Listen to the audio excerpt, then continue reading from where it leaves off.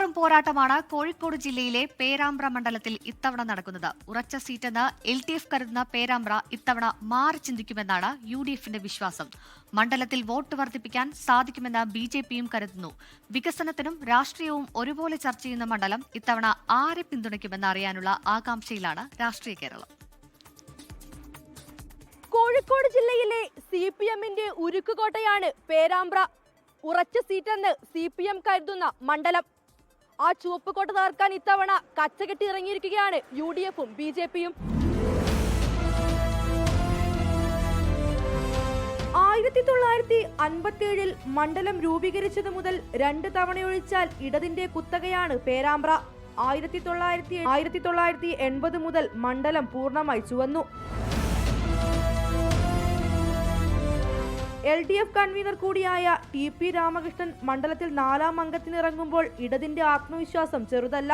തൊഴിലാളി നേതാവും കരുത്തുറ്റ രാഷ്ട്രീയ നേതാവുമായ TPയുടെ പരിചയസമ്പന്നതയാണ് LDFന്റെ മുതൽക്കൂട്ട്. ഇവിടെയുള്ള ജനങ്ങൾ എന്നെ അറിയാം, അവർ സഹകരിക്കും. അവരെല്ലാം സ്ക്വാഡുകൾ, തെരഞ്ഞെടുപ്പിൻ്റെ സ്ക്വാഡുകളെല്ലാം വീടുകൾ സന്ദർശിക്കുന്നുണ്ട്, അവർ സ്ഥാനാർത്ഥിക്ക് വേണ്ടി സംസാരിക്കുന്നുണ്ട്. അപ്പം അതുകൊണ്ട് ജനങ്ങളും ഞങ്ങളും തമ്മിൽ ഒരു വേർതിരിവില്ല, ഒന്നിച്ച് കാര്യങ്ങൾ നടത്തിപ്പോകും. MSFിലൂടെ വളർന്നു വന്ന യൂത്ത് ലീഗ് സംസ്ഥാന സെക്രട്ടറി ഫാത്തിമ തെഹ്ലിയാണ് UDF സ്ഥാനാർത്ഥി. കോഴിക്കോട് കോർപ്പറേഷൻ കൗൺസിലറായി മികച്ച വിജയം നേടിയ ഫാത്തിമയിലൂടെ മണ്ഡലം പിടിച്ചെടുക്കാമെന്നാണ് UDF പ്രതീക്ഷ. കഴിഞ്ഞ ലോക്സഭാ തെരഞ്ഞെടുപ്പിൽ 19,000-ലധികം വോട്ടിന്റെ ലീഡ് ഷാഫി പറമ്പിലിന് പേരാമ്പ്ര മണ്ഡലത്തിൽ ലഭിച്ചിരുന്നു.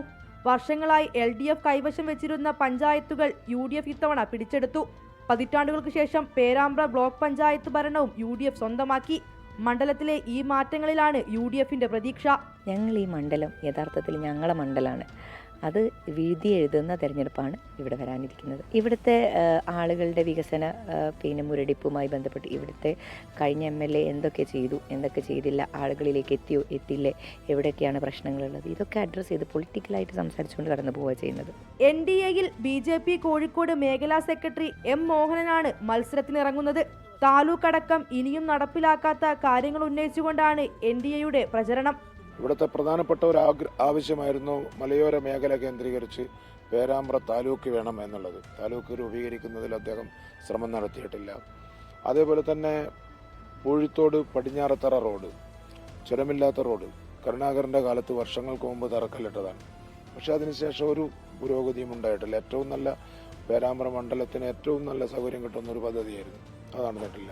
പോരാട്ടങ്ങളുടെ മണ്ഡലമാണ് എന്നും പേരാമ്പ്ര.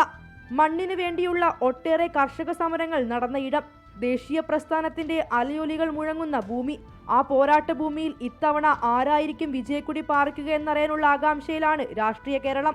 പ്രചാരണത്തിന്റെ അവസാന നിമിഷത്തിൽ LDFനെതിരെ ഉയർന്നു വന്ന വിദ്വേഷ അനൗൺസ്മെന്റ് പരാതിയും തിരഞ്ഞെടുപ്പ് കമ്മീഷന്റെ നോട്ടീസും, UDFനെതിരെ ഉയർന്നു വന്ന മതം പറഞ്ഞു വോട്ട് ചോദിക്കുന്നു എന്ന പരാതിയും തിരഞ്ഞെടുപ്പ് കമ്മീഷന്റെ നോട്ടീസുമെല്ലാം ജനങ്ങൾ എങ്ങനെ ഏറ്റെടുക്കുമെന്നതാണ് ഇവിടെ കൗതുകം.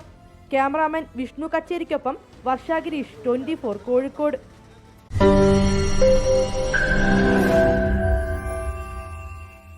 ലോകത്തെവിടെയായാലും ഏത് സമയത്തും 24 വാർത്തകളും ഓഗ്മെന്റഡ് റിയാലിറ്റി പാക്കേജുകളും എക്സ്പ്ലെയിനറുകളും വിശദമായി കാണാൻ ഞങ്ങളുടെ YouTube ചാനൽ നിങ്ങൾക്ക് സബ്സ്ക്രൈബ് ചെയ്യാം.